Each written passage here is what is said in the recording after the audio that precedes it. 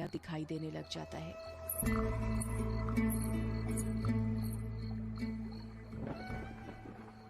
उस काले साए को देखकर विराट के कदम अपने आप थम जाते हैं। साए को देखकर ऐसा लग रहा था कि जैसे वो विराट का ही इंतजार कर रहा था।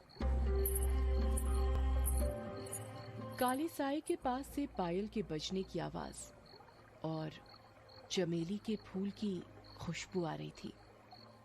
विराट के हाथ पैर कपकपाने लग गए थे। विराट डरते हुए कहता है, कहीं वंदना की बात सच तो नहीं थी? ये यक्षिणी तो नहीं? विराट उस साए को देखकर इतना डर गया था कि उसका पूरा चेहरा पसीने से लथपथ हो गया था। विराट के हाथ पैर ठंडे पड़ गए थे। उसका दिल जोरों से धड़कने लग गया था। उसकी समझ में नहीं आ रहा था कि वो क्या करे। विराट डरते हुए कहता है, कौन है वहां पर? कोई जवाब नहीं आता है। सन्नाटा अभी भी छाया हुआ था। विराट अपने मोबाइल का टॉर्च उस काले साए पर मारने लग जाता है। जब उस टॉर्च की रोशनी उस काले साए पर पड़ती है तो विराट देखता है कि वो साया किसी और का नहीं बल्कि एक लड़की का था। नदी के किनारे पर एक बहुत ही खूबसूरत लड़की खड़ी थी, जिसकी उम्र करीब 24 साल और लंबाई 5 फीट 2 इंच थी। उसकी लंबी सी गर्दन, गुलाबी से होंठ, बाल खुले हुए जो उसकी कमर तक आते थे, उसका गोरा बदन और उसी गोरे बदन पर उसने काली साड़ी पहन रखी थी। वो लड़की किसी अप्सरा से कम नहीं लग रही थी। वो इतनी खूबसूरत थी कि कोई भी मर्द उसका रूप देखकर अपनी हदों को भूलकर उसकी बाहों में मदहोश होना चाहे। वो लड़की अपने हाथ से विराट को इशारा करते हुए अपने पास बुलाती है। उस लड़की को देखकर विराट भूल गया था कि यक्षिणी जैसी कोई चीज भी होती है। विराट अपनी साइकिल को वहीं पर छोड़ देता है और जल्दी जल्दी उस लड़की के पास जाने लग जाता है, जैसे उसके बदन में कोई आग लग गई हो। विराट उस लड़की के पास जाकर उससे धीरे से पूछता है, कौन हो तुम और यहाँ पर क्या कर रही हो? क्या नाम है तुम्हारा? लड़की अपने चेहरे पर मुस्कान लाते हुए कहती है, नाम में क्या रखा है? जो रखा है काम में रखा है। कैसा काम? लड़की विराट की आंखों में देखते हुए कहती है, वही काम जो तुम घर पर जाकर अपनी पत्नी के साथ करने वाले थे। तुम उसे आज रात भर जगाना चाहते थे ना? क्या तुम मुझे नहीं जगाओगे? उस लड़की की आंखों में एक नशा सा था, जिसे देखकर विराट सब कुछ भूल गया था। ऐसा लग रहा था जैसे वो उसके वश में आ गया हो। विराट भी उस लड़की की आंखों में देखते हुए कहता है, हाँ क्यों नहीं, मैं तुम्हें आज रात क्या कल परसों नरसों हमेशा जगा कर रखूंगा, कभी नहीं सोने दूंगा तुम्हें। इतना कहते ही विराट उस लड़की को अपने सीने से सटा लेता है और अगले ही पल दोनों नदी की रेत पर निर्वस्त्र पड़े हुए थे। दोनों के जिस्मों की गर्मी से रेत उनके शरीर पर चिपक गई थी। उस लड़की के बदन में से चमेली के फूलों की खुशबू आ रही थी। लड़की नीचे थी और विराट उसके ऊपर। विराट के माथे की पसीने की बूंद ये साफ जाहिर कर रही थी कि वो थक चुका था और उसके बदन की सारी ताकत खत्म होने वाली थी। पर उस लड़की का चेहरा देखकर ऐसा लग रहा था जैसे अभी कुछ हुआ ही नहीं था। उसके अंदर की प्यास अभी नहीं बुझी थी। विराट अपने चरमोत्कर्ष अवस्था में पहुंचने वाला था और कुछ ही पलों में वो उस लड़की के बदन पर ध्वस्त होने वाला था।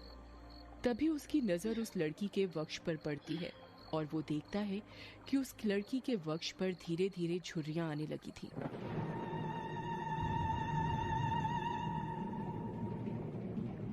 उसके हाथ पैरों की नसें बाहर निकलने लगी थी। उसके बाल काले से सफेद होने लगे थे। देखते ही देखते वो लड़की अचानक से बूढ़ी औरत में तब्दील हो जाती है। ये सब देखकर विराट की आंखें फटी की फटी रह गई थी। उसका गर्म बदन अचानक से ठंडा पड़ गया था। विराट कांपते हुए कहता है, कौन हो तुम? वो लड़की धीरे से कहती है, मैं यक्षिणी, तेरी मौत। ये सुनकर विराट के रोंगटे खड़े हो जाते हैं और वो झट से उससे दूर हटने लगता है। पर उसी वक्त यक्षिणी उसे अपने दोनों हाथों से पकड़ लेती है और कहती है, अभी कहाँ जा रहे हो प्रियतम? मेरी प्यास अभी बुझी नहीं है। तुम तो मुझे कल, परसों, नरसों हमेशा तक जगाना चाहते थे ना? क्या हुआ, थक गए या डर गए मेरा असली रूप देखकर? विराट उसका खौफनाक चेहरा देखकर इतना डर गया था कि कुछ नहीं बोल पा रहा था। उसको यक्षिणी की आंखों में खुद की मौत नजर आ रही थी। यक्षिणी गुस्से में कहती है, वासना की प्यास में तू ये भूल गया कमीने कि तेरी पत्नी वंदना तेरा घर पर इंतजार कर रही है और तू यहाँ पर मेरे साथ? तुम मर्द कभी एक स्त्री से प्यार कर ही नहीं सकते। तुम्हारी हवस कभी खत्म नहीं होने वाली। इतना कहकर यक्षिणी अपना हाथ विराट के सीने पर रख देती है। यक्षिणी के लंबे लंबे काले नाखून थे जो चाकू की तरह पैने थे। विराट डरते हुए कहता है, नहीं नहीं, ऐसा मत करो, जाने दो मुझे। जाने ही तो दे रही हूँ, भोली भेंटोला, भोली भेंटोला। इतना कहकर यक्षिणी अपना हाथ विराट के सीने के अंदर घुसा देती है और उसी वक्त जोर से काले बादल गरजने लगते हैं और बारिश होने लगती है। विराट के शरीर का खून नाखूनों के सहारे यक्षिणी के शरीर में जाने लगता है। जैसे जैसे खून यक्षिणी के शरीर के अंदर जा रहा था, वो वापस से जवान होती जा रही थी। यक्षिणी वापस से अपने पुराने रूप में आ गई थी और विराट का शरीर सूखकर सफेद पड़ गया था। उसके अंदर खून की एक बूंद तक नहीं थी, पर उसकी धड़कनें अभी भी चल रही थी। यक्षिणी अपना मुंह विराट के कान के पास ले जाती है और फुसफुसाते हुए कहती है, राम रो न राम रो, राम रो न राम रो। इतना कहकर यक्षिणी अपना खून से सना हाथ विराट के सीने से बाहर निकालने लग जाती है। जैसे ही यक्षिणी अपना हाथ विराट के सीने से बाहर निकालती है, विराट अपना दम तोड़ देता है, क्योंकि यक्षिणी के हाथ में विराट का दिल था जो सिकुड़ चुका था। अगले ही पल यक्षिणी विराट का दिल लेकर गायब हो जाती है, ठीक उस तरह जिस तरह बारिश की बूंदें।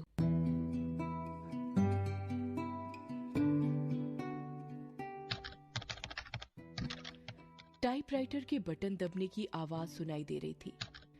एक आदमी जो कि कोट पैंट पहना हुआ था, एक बंद कमरे में सफेद टाइपराइटर के ऊपर कहानी टाइप कर रहा था। उस आदमी ने बड़ा सा गोल चश्मा पहना हुआ था। कमरे के अंदर चारों तरफ बुक सेल्फ रखी हुई थी, जिनमें करीब 1000 से भी ज्यादा किताबें जमी हुई थी। टेबल के ऊपर ही एक ऐश ट्रे थी, जिसमें कुछ आधी जली तो कुछ पूरी जली सिगरेट और ऐश रखी हुई थी। लेखक खुद से कहता है, चलो ये भाग तो पूरा हुआ। अब दूसरे भाग में वंदना अपने पति की मौत का बदला लेगी, साथ में यक्षिणी के अभिशाप का पता लगाएगी और उसे इस अभिशाप से मुक्ति दिलाएगी। रीडर्स को बहुत दुख होगा विराट की मौत से, पर क्या करें, मौतें होंगी तभी तो हॉरर कहानी आगे बढ़ेगी। इतना कहकर लेखक एक सिगरेट जलाता है और उसके कश खींचते हुए अपने मोबाइल से किसी को फोन करने लग जाता है। फोन के अंदर से उबासी लेते हुए आवाज सुनाई देती है, हेलो कौन? हेलो जगदीश, वो मैं बोल रहा था कि कहानी तैयार हो गई है। अच्छा सर, आप हैं? क्या कहा आपने? कहानी तैयार हो गई? ये तो बहुत अच्छी बात है सर, पर बुरा मत मानिएगा सर, ये बात आप मुझे सुबह भी बता सकते थे। इतनी रात में कॉल करने की क्या जरूरत थी? लेखक सिगरेट का कश खींचते हुए कहता है, क्या कहा इतनी रात में? आखिर अभी वक्त ही क्या हुआ है? बस। लेखक ने इतना ही कहा था कि तभी उसकी नजर उसके हाथ की पुरानी सी वॉच पर पड़ती है और वो देखता है कि रात के 3:05 हो रहे थे। लेखक अपनी गलती महसूस करते हुए कहता है, अरे 3 बज गए, इतनी रात हो गई, मुझे तो पता ही नहीं चला, मुझे तो लगा अभी 9-10 बज रहे होंगे। कोई बात नहीं सर, मैं समझ सकता हूँ, आप इतनी लगन के साथ कहानी लिखते हैं कि आपको वक्त का एहसास ही नहीं होता। हाँ ये तो है, देखना जब ये किताब आएगी तो लोगों के रोंगटे खड़े हो जाएंगे। रात रात भर जाग कर ये कहानी लिखी है मैंने। वो तो होनी ही है सर, आखिर आपकी कहानी में जान होती है, इतनी जान कि सोए हुए मुर्दों को भी जगा दे और उनको भी कहानी सुनने के लिए मजबूर कर दे। वैसे अभी जो कहानी आपने लिखी है उसका नाम क्या है? इस कहानी का नाम है यक्षिणी एक डायन। मोबाइल के अंदर से हैरानी के साथ आवाज सुनाई देती है। क्या कहा सर? यक्षिणी? हाँ यक्षिणी, क्या हुआ, तुम इतने शॉक्ड क्यों हो रहे हो? सर मैंने सुना है ये जो यक्षिणी है ये आपके गांव के पास जो किश्नोई नदी है वहां पर घुमा करती है और मर्दों के साथ वो सब, यानी वही सब करके उन्हें मार देती है। हाँ तो सर आपको डर नहीं लगता जिस गांव में यक्षिणी घूमती है वहीं पर रहकर उसके बारे में कहानी लिखकर अगर यक्षिणी ने आपको कुछ कर दिया तो? जगदीश, यक्षिणी इतनी बुरी नहीं होती जितना गांव के लोग और तुम सब समझते हो। मतलब ये कि यक्षिणियां बहुत अच्छी होती हैं, इतनी अच्छी कि दूसरों की खुशी के लिए अपना सब कुछ कुर्बान करने के लिए तैयार हो जाएं। पर कभी कभी जिंदगी में कुछ ऐसी घटना घटती है कि आपकी पूरी जिंदगी बदल जाती है। कैसी घटना सर? मैं कुछ समझा नहीं। पौराणिक मान्यताओं के अनुसार हमारे ब्रह्मांड में अनेक लोक हैं जिसमें देवी देवताओं, सुर असुर, राक्षसों का वास होता है। इन सभी लोकों की दूरी पृथ्वी से अलग अलग है। कहा जाता है कि इन सभी लोकों में विष्णु लोक सबसे ऊपर है और सबसे निचला लोक यक्ष, यक्षिणियों और अप्सराओं का है जो पृथ्वी से सबसे नजदीक हैं। जो लोग पृथ्वी के सबसे नजदीक हैं उस लोक के देवी देवताओं की पूजा करने से वो देवी देवता जल्दी प्रसन्न होते हैं। जगदीश बीच में ही बोल पड़ता है, ऐसा क्यों सर? उस लोक के देवी देवता इतनी जल्दी प्रसन्न क्यों होते हैं? क्योंकि लगातार ठीक दिशा और समय पर किसी मंत्र की साधना करने से उन देवी देवताओं तक तरंगे जल्दी पहुंचती हैं। यक्ष यक्षिणियों के लोक में से ही एक यक्षिणी द्वापर युग के अंत में पृथ्वी पर आई थी जिसको एक अभिशाप मिला था, एक ऐसा अभिशाप जिसने उसकी जिंदगी बदल दी थी। कैसा अभिशाप सर? आप किस अभिशाप की बात कर रहे हैं और उसे ये अभिशाप किसने दिया था?